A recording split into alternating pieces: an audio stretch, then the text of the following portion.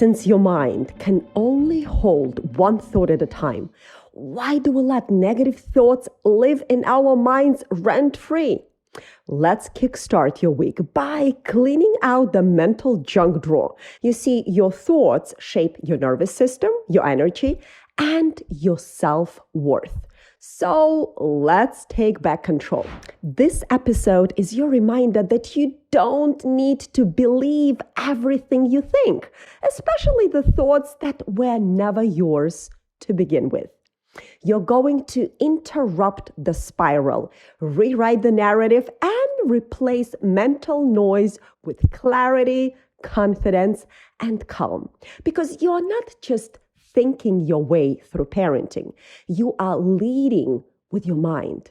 Let's make it a powerful place to lead from.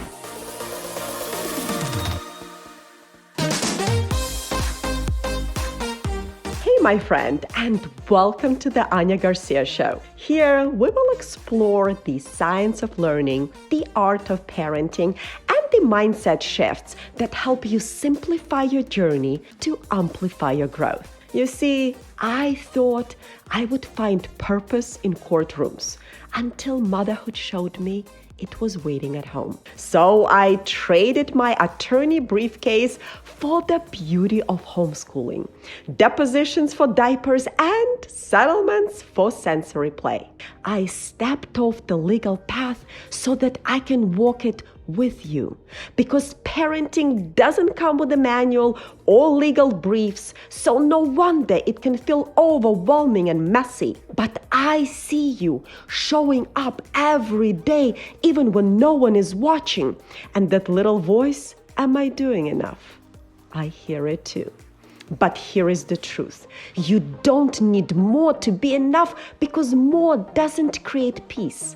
Alignment does. Progress matters more than perfection, and when you stop doubting, you start leading with confidence. And before you know it, you have created a space where you and your child thrive.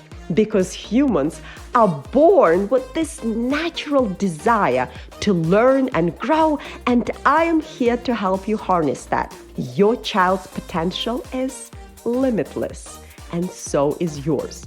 We just need to unlock it. Did you know that your mind can only hold one thought at a time? Einstein said it, and neuroscience backs it up. I know. You feel like you've got multiple voices arguing in your head all day long. But the truth is, your brain is not processing them all at once. It is rapidly switching between thoughts, giving the illusion of mental chaos, when really it's just one dominant thought at a time. That's taking the central stage. And that one thought, it becomes your mood, your momentum, your identity, if you let it stick around long enough. So the real question is, which thought are you choosing to give the microphone to? Because that thought isn't just speaking. It is affecting your mood, your energy, your actions. That thought isn't just whispering. It's nudging you with excuses. Just snooze that alarm. You went to bed late. You don't need to go for the run today. It's raining anyway. Don't worry about doing that activity with your kid. You can start fresh tomorrow. But that whisper, it's directing your decisions. And those decisions, they're shaping your identity. That's why Linda Clemons' words hit me so hard during the Mind Valley event. She asked, why do we let negative thoughts live in our minds rent-free? And honestly, why do we? Why do we allow the lies, the fears, the outdated stories to pull up the chair, unpack their bags, and dictate how you feel, when they have done nothing to earn that space? Okay, let me paint you a picture. You're standing in the middle of your kitchen, barefoot, in pajamas. The baby's crying, your phone is buzzing with unread texts, and There is a full-blown serial explosion from the hallway to your toes. It's 7:12 and you haven't even had your first sip of coffee. And then it comes. Not just a thought, a gut punch. I'm a mess. I can't keep up. Everyone else is doing it better. And before you know it, you're not just cleaning up Cheerios. You're spiraling into shame, overwhelm, and that familiar sense of failure. And all it took was one thought. Here is what no one tells you. A single negative thought can take root like a weed in just 4 to 6 seconds. And it only takes 30 seconds for a negative thought to completely hijack your entire nervous system. One lie can spiral into a bad day, but one powerful reframe can reclaim it. That's how you go from calm to chaos, from grounded to reactive, from I've got this to I'm not enough. The thought you dwell on becomes your identity. So today, we're going to pull those weeds out at the root. This mindset shift episode is about action over emotion and gratitude over fear. Because while your brain was built for survival, you were born to thrive. And that shift, it's not emotional, it's biological.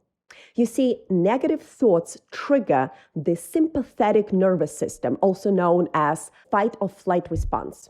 Your heart races, your stress hormones spike, you're no longer parenting with presence, you're surviving by default. And here is the wild part. Your brain doesn't care whether it's a saber-toothed tiger or a never-ending to-do list. Your body reacts the same.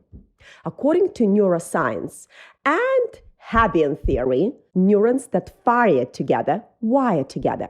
So if the thought you hold on the longest is, I'm not enough, that becomes your identity, your decisions, your emotional blueprint. But it doesn't have to be this way because you are not responsible for the first thought, but you are responsible for the next one. Okay, let's zoom out. Your brain evolved to prioritize threat, not beauty, not peace, threat. Why? Because for 2.5 million years, your ancestors didn't need positive thinking. They needed to not get eaten. So your brain isn't designed to seek truth or happiness or bliss. It is designed to scan for danger. And today's tigers, it's the comparison scroll, the guilt of not serving your little one broccoli for dinner, the fear you're messing it all up. But here's the truth. You are not in a jungle anymore. You are in your kitchen, and the only lion is the one in your head. Roaring fears that are not even real. I remember a morning just like that. I snoozed the alarm 4 times. Opened Instagram before I even opened both eyes. Spilled my coffee. Missed a bill deadline. And Adrian, he turned the wall into his personal art gallery with a permanent marker. By the way, pro tip, a little sunscreen spray works magic on that kind of masterpiece. In the meantime, what did I think? I'm a disaster. I can't even keep it together. And that thought, it settled in fast and started rearranging the furniture in my mind until I stopped. I went upstairs and made my bed, took 3 deep breaths, reheated my coffee, and whispered, "You're not a mess. You're just having a messy morning." And that one shift changed everything. Now, let's get real, because talk is cheap, but behavior doesn't lie. You think, I am a procrastinator.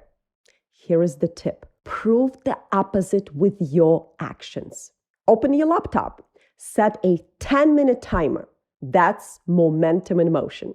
Or let's say you think, I'm not a morning person. First time you hear the alarm, get up anyway. You just rewired your belief. Or you think, I'm disorganized. Clear that one drawer. Donate that pile of jeans from, 2011, the ones you had to wet and stretch just to button. You just shut that voice up and proved it wrong with one glorious move. Or you may be thinking, I'm just not good at this. Take one tiny step and say, I am not good at this yet. That is rewiring in action.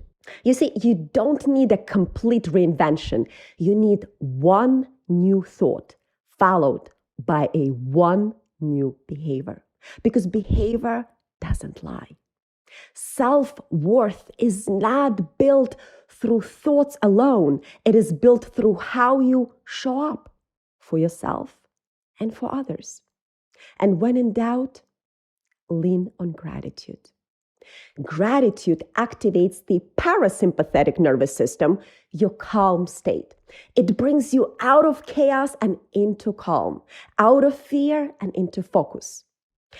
If enlightenment is 100 on the human evolution scale, gratitude scores a high 90. It's ancient, it's powerful, and it works. So next time you feel the spiral starting, do this. Pause and ask, what am I feeling? Is it serving me? Then name one thing you're grateful for, just one. And it doesn't have to be profound. Something as simple as a fresh breeze, warm sun, or hot coffee that's actually still hot. That one thought, it shifts your nervous system and your body. It calms your presence. And that energy, your child feels it instantly because children don't just hear your words. They absorb your state. They ride the emotional current you're sending out, whether it's calm or chaotic. And that brings us to this. Think of emotions being like waves. You can't stop them from rising, but you can choose whether or not to ride them all the way in. You don't have to get swept away every time fear, frustration, or doubt shows up. You can pause, breathe, and watch it pass. And then choose a better one to surf on. Because here's the truth. Your thoughts are like waves. They're neutral until you believe in them. So try this. Imagine you're standing on the shore of your mind. Watch the waves roll in without judgment. Some will be messy, some will be loud, some familiar, but not every wave deserves your energy or attention. Just because a thought shows up doesn't mean you have to believe it. You are not your fear. You are not your doubt. And you are certainly not the voice that says, I can't do this. Don't judge your thoughts. Guide them. Choose only the ones that serve you. Remember, you are bigger than your emotions, bigger than the limiting beliefs trying to hold you back. And if you take one thing from this episode, let it be this.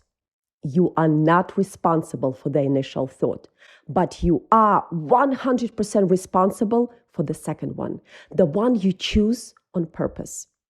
Every negative thought is an opportunity. It's a test. And you always have the option to choose better. That is the power of awareness.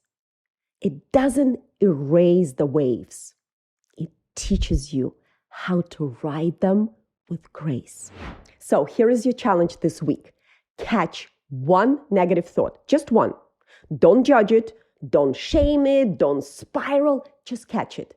Then choose the next thought on purpose and make it 1% more true, 1% more powerful, then take one tiny action that backs it up. No grand gestures, just aligned movement. Because you're not here to be perfect. You are here to be present. You are here to show up for yourself, one choice, one breath, one new thought at a time. And you are not the voice in your head. You are the one deciding whether or not to believe it. Okay, my sweet friend, that's your mindset reset for today. And if this landed in your heart, share it with another friend who needs this reminder. Because you are worthy. You are powerful.